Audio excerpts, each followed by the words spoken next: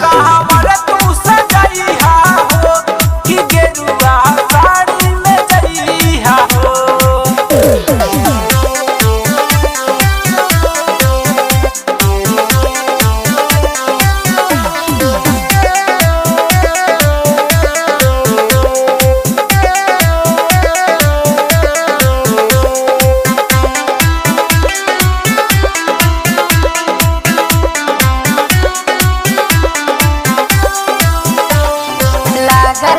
भीड़ भारी देवघर में हो, कैसे जाइब लागे खूब डर हो।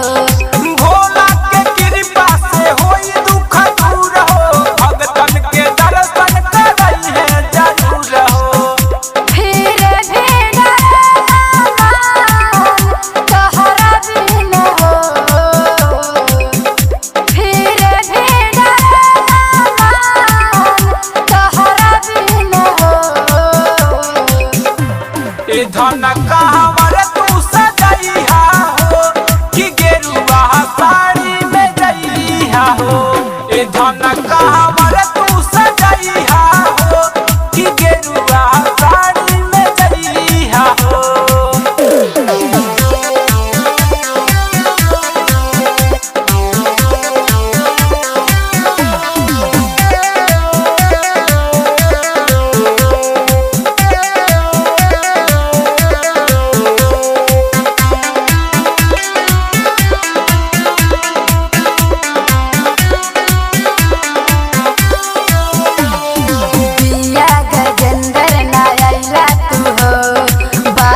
में खाली बहलैला तू हो।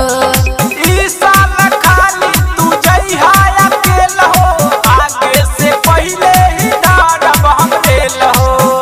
काहेले दिल तोड़ी हान हो,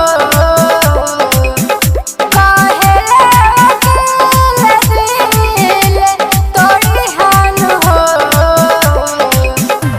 ए धन कहवर तू सजइहा हो कि गेरुआ साड़ी में जइहा हो। ए धन कहवर